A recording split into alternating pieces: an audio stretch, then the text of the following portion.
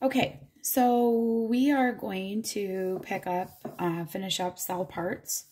I'm going to come back to the cytoplasm here. The cytoplasm has always been known as being jelly-like. It's really not jelly at all.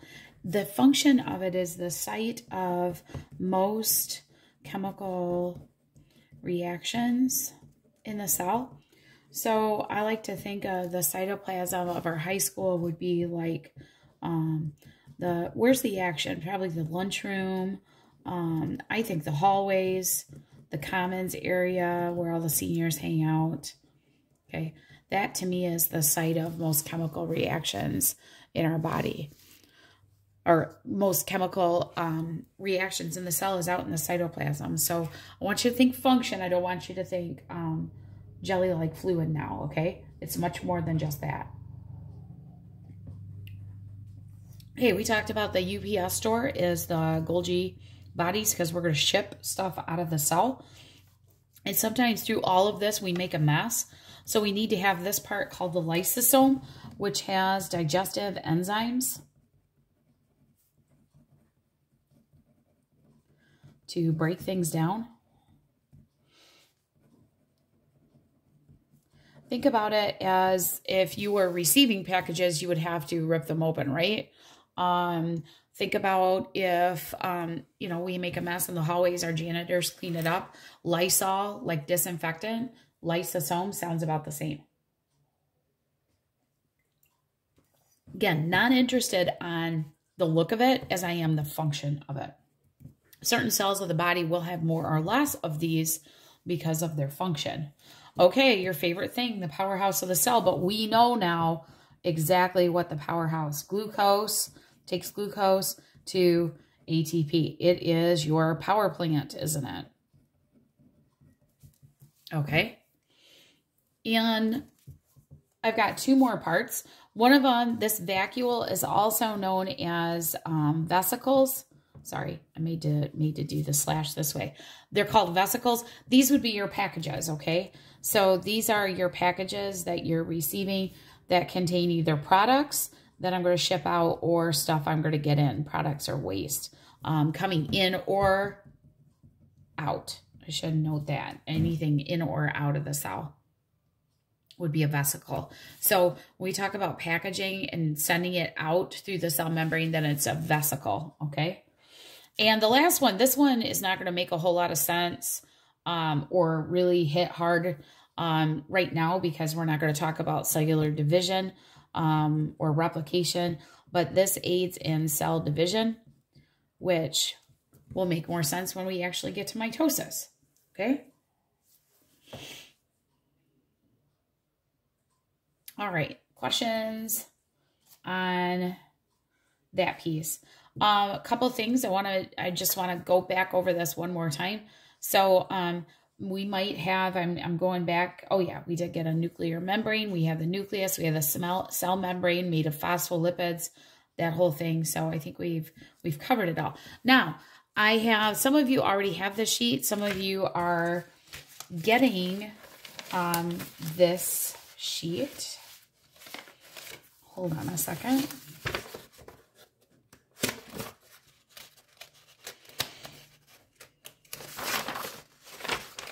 Would be this sheet right here. So I guess I'll use this one from a different hour. So I want to go to the bottom part first. And I want you to first note this word here, cytoskeleton. Okay. The cytoskeleton, and write this down. The cytoskeleton just sounds like that. It's the skeleton of the cell. So it's made up of two components. Okay. And if you're looking around at this, you're like, okay, I recognize some of this was best, but I don't know what a plasma membrane. Well, that's just cell membrane. Okay. Sometimes they use the word interchangeably. And see how it's not just willy-nilly. We're not a bag full of goo. We actually have a very intricate network of where we're holding everything up. Okay. So the first thing I want to point out of the cytoskeleton is the big tubes. Okay, so this would be like the I-beams of your house. These are your headers that hold stuff up. That's called the microtubules. It's made of a protein called tubulin. Okay, that should be easy. microtubules, tubulin, okay? So you have these tubes. So in a house, you have the headers that's holding up the house, but then you have all the rest of like the studs in the house. So that would be your other part, which is your microfilaments, okay? We're not going to worry about intermediate. We're not going to worry about this part, okay? And the microfilaments are actually made of two proteins called actin and myosin, okay? And they actually, these are the ones that are responsible for muscle contractions. But they do hold up. They're not as strong because they're very, they're smaller than the microtubules. So they're not as strong. So these would be like your 2x4 studs in the wall. But I will tell you that muscle cells, okay, have lots of these. Okay, the muscle cells have lots of these. They're chocked full. A couple of people were drawing pictures of muscle cells and were drawing these as like, they almost look like pull and peel Twizzlers. That's what the muscle cells look like. That they're so full of this cytoskeleton stuff. It's pretty cool. Okay, the other or last part, and when you build your models, you will decide which one you want to do, okay? You can do, this is just to remind you of some of these cells in here, okay? The only thing that we didn't cover here was a peroxisome, and that's okay. Maybe I'll come in later, come in handy later, okay? We'll talk about that. You can be a cilia, which actually are made of the cilia and flagella, or flagellum, if there's one. These are actually made of microtubules, okay?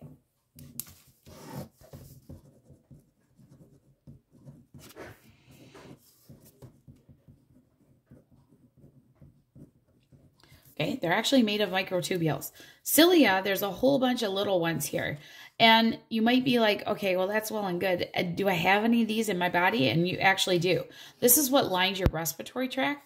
These little cilia catch all that dirt and debris that you take down into your respiratory tract, and that helps sweep it back out along with mucus to keep your insides looking pretty good, okay? So we do have cells that have cilia. So you can decide if you want to, and again, remember, I'm not doing something that looks like it. It's all about function. So you want to find an object that's going to sweep things. Okay, that should be pretty easy, right? Flagella, on the other hand, this is definitely a swim. Okay, this is definitely a movement or swimming action. Okay, and you're like, wait a minute. Is she going to say what I think she's going to say? Yeah, this is sperm. Okay, sperm have a flagella. And ladies, you don't have this, only gentlemen do. But other than that, we don't have any other cells in the body that have flagella. But lots of organisms have a flagella, and they don't always swim like this isn't the tail. Sometimes this is the arm, and they swim towards the flagella, which is kind of interesting. Okay? So with all that being said, okay, your job is going to be to come up with a cell model, okay? And the cell model is going to be the weirdest cell model that you've ever seen. So I want to go over this, okay? So you're going to get this passed out to you today. So your goal is to make a cell model with whatever materials you like. The stipulation is for every part, the object that you use has to represent the function. And it's got to have a valid reason behind it. So you have to explain why. You can use pictures if you'd like, or drawings. We are not creating anything, okay? If that we're not getting crafty here. You are finding things that represent the function, okay? It says to make sure if organelles are located with another organelles, you make sure to do the same thing. So they should be represented, especially the nucleolus. And the nucleolus should be tied to whatever the ribosomes are, since the nucleolus makes the factories. So that should be a connection with the factories and all of that stuff. So for example, your cell membrane. You don't have to go into detail on the cell membrane as far as the lipids and the proteins, but you need to find something that is semi-permeable that you can put all the rest of this inside of it, okay? And then the cytoplasm is a site of chemical reactions. So what could we represent inside the cell? Maybe a picture of a Times Square in New York City where all the action is going for New Year's Day. You know what I'm saying? It doesn't have to be an object. So what you need to do between 1, 2, 3, 4, 5, 6, 7, 8, 9, 10, 11, 12, 13, 14, 15, 16, 17, 18, between 18 different terms, you need to break up those evenly between all of your groups. Whoever, if you are dividing by a number that is not divisible, maybe the two that don't have to bring in can get started on your key. So on your key, you write cell membrane, this is what it is. Cytoplasm, this is what it is. Okay? If that makes sense. And these are going to be, whoops, sorry about that. These are going to be due on Wednesday. Why Wednesday? You're like, oh my gosh, it's a project, right? We're not making anything. You're just bringing it in, okay? So before you leave, you make sure that you guys decide who is bringing what and making sure that you say it with your group because you want to make sure that it hits function and not what it looks like. So don't be bringing in a straw, a big straw, because it looks like it. I don't care what it looks like. All I want is, do you have the function?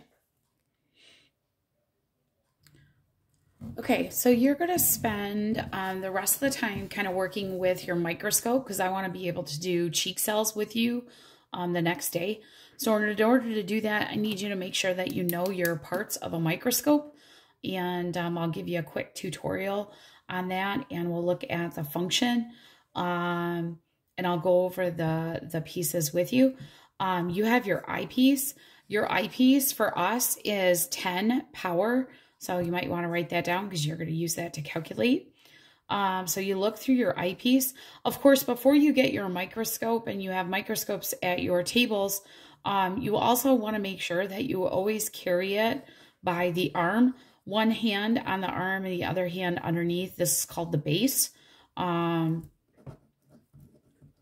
Okay, to your microscope. So when you first get started, of course, you want to make sure you turn it on. Our microscopes are a little fancier than this, where you have a light intensity over here on the side, and then you have a button that's on and off. Want to make sure to plug it in so we don't have cords everywhere. Okay. And when you start and you put your slide together, okay, and we'll talk about how to make a slide. This is your stage, okay, and you have clips here, which I definitely would suggest you use because it's pretty handy. You always start on low power. So you have to look at what low power is under there. There's 3 different objectives that you have. Low power would be the one that's the farthest away, so the shortest one. And you always want to make sure and focus your microscope on low power. And we're going to use a couple knobs to do that. You have a big one here, which is called the coarse focus knob or coarse adjustment knob. Okay, you only use this. Only use this when you're on low power. Once you find your object and you want to really get it to looking nice, then you go to F, which is the fine focus. Once you've done that, you do not need to touch this knob ever again, because going up from one objective to the next, all you will need is your fine adjustment just to fine tune it, because what you're doing is you're getting closer. You're like, okay, I see this much. Now I only see this much on the next power. Now I only see this much. So it's like you're focusing in is really what you're doing. You're creating a higher power. So you really only need the fine adjustment. When we finish looking at a microscope, procedure is to always put it back on the lowest objective. You want to turn that coarse adjustment so the stage is at its lowest point and make sure your slide is off from your stage. Okay, so that seems to be a big thing that kids forget to do. So let's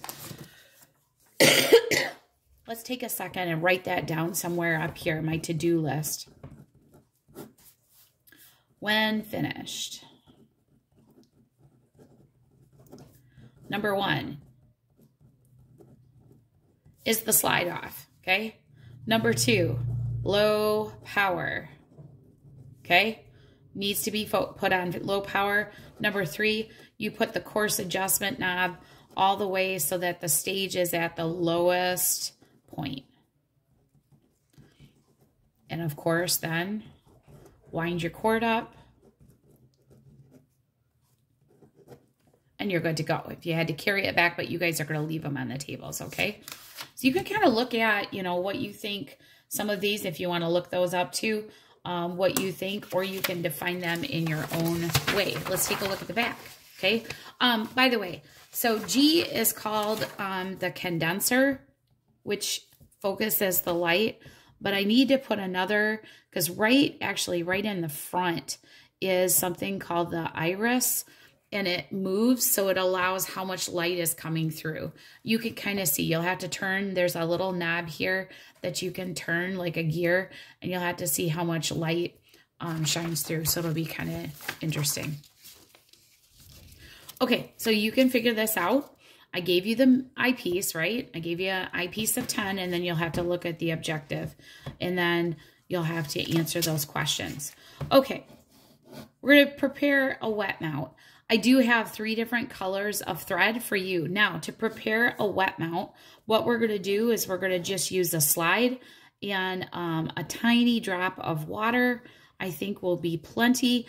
Enough water that your thread will just kind of lay there without floating off or blowing off, okay? So each group needs, and you need to crisscross it. So feel free to use the tweezers if you need to be able to put them so that they actually cover one another, okay? And then you're going to draw what you see. Then you're going to change to high power.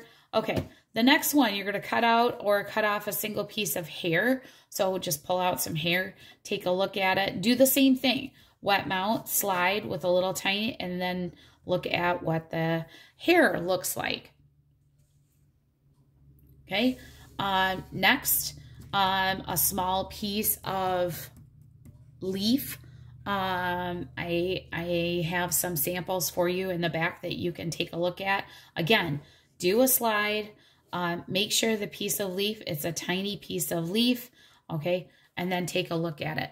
See, and again, practice. Go all the way back to low again and try to see if you can go higher and what you notice a little bit higher. Okay. Might be kind of interesting.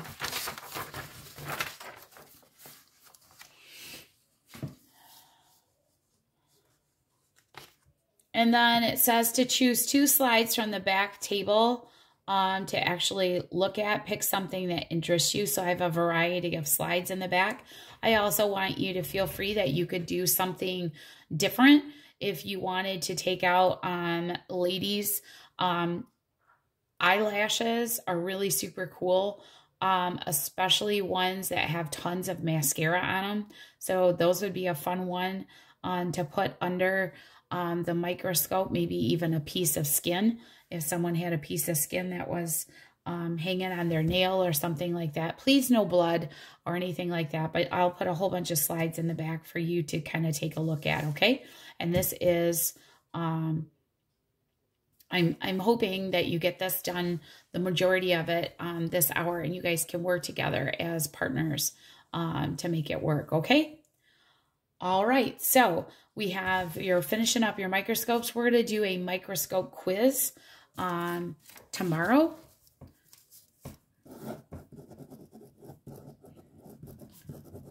Okay, a quiz over microscopes, parts of a microscope. Okay, and safety of a microscope. Got it? Okay. Okay, so that is your focus for tonight. Whatever you don't get done on the microscopes, we can finish up in class, but try to get as much done as you can. All right, friends? All right, thank you.